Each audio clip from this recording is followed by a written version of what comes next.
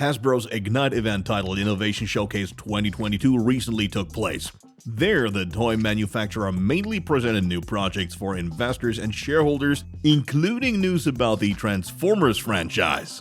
Hasbro released a new poster, the center of which incidentally strongly resembles the Matrix of leadership. In addition, Vice President Jenny Whitlock gave a brief update on the movie.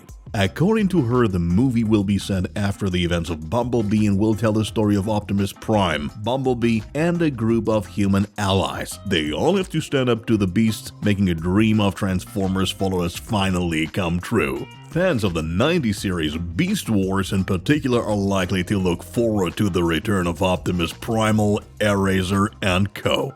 In any case, we are also looking forward to the new Transformers Rise of the Beasts.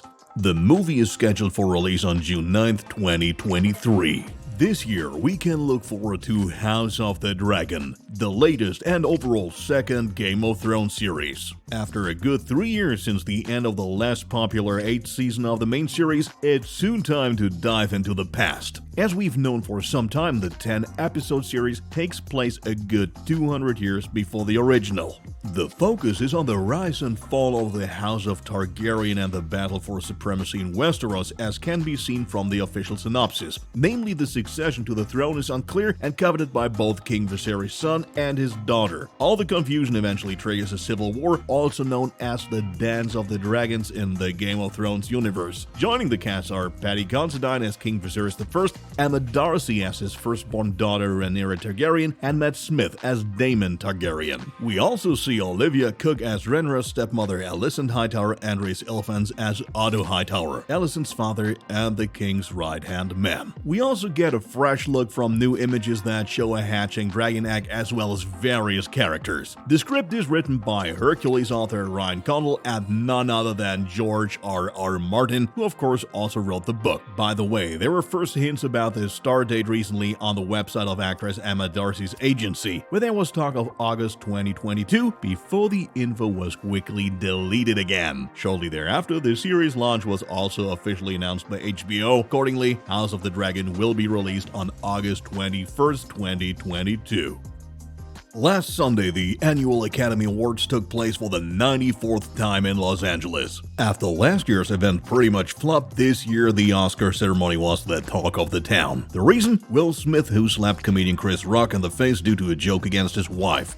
But that's not what we're here to talk about, because as every year, we'll briefly introduce you to the most important winners of the Oscars. This year, Coda won the award for Best Picture. The Apple TV Plus movie was sent into the race for the most important prize relatively late, but then it did win the Oscar. Beforehand, many experts agreed that the Netflix movie The Power of the Dog had the best chances of winning the prize, but were wrong in the end. However, Jane Campion won the award for Best Director for this movie. On the actor side, Will Smith for King Richard and Jessica Chastain for The Eyes of Tammy Faye cleaned up the top prize in the Best Lead Actor category. The Best Supporting Actors were Troy Kotsur for Coda and Ariana DeBose for West Side Story. Other winning movies included Encanto for Best Animated Film, Drive My Car for Best International Film, and Summer of Soul for Best Documentary. Both West Side Story and Belfast were nominated in a total of 7 categories, but could win only 1 each. The winner of the evening, however, at least by numbers, was the science fiction hit Dune, which took home 6 Oscars. The categories include Best Original Score, Best Sound, and Best Cinematography. We are curious to see whether the sequel will also celebrate success in the main categories at the Oscars in 2024. It and It Chapter 2 are among the most successful horror movies of the past decade. More than 2 years have passed since Chapter 2, so it came as something of a surprise when Jeff Snyder announced via The Ankler that an It series was in the works. The series is to be titled Welcome to Derry and will function as a prequel to the 2 movies. The time period is set between the 1960s and 1980s and will smoothly transition into the 2 movies at the end of the series. There's not much information about the series and it is not known on in which form we will see it. In the movies, we already see him in other forms as Pennywise, and in the books, there are considerably more ghoulish characters that it could take on. Behind the scenes, Andy and Barbara Muschietti serve as producers, the former having already directed both movies. Also, screenwriter Jason Fox is no stranger because he already participated in It Chapter 2 in the role of Richie's manager. By the way, Andy Muschietti will once again take a seat in the director's chair for the pilot episode. It is still unknown who is scheduled to take over after that. It is also unclear when the series will be released. We're still waiting for an official confirmation from Warner Bros. Only recently, the news went through the world that Amazon has bought MGM. It looks like the first series project for the coveted James Bond series, which now also belongs to Amazon, is already planned. However, 007's Road to a Million is not a story series about the movies, but a kind of reality TV in which various candidates have the opportunity to win £1 million.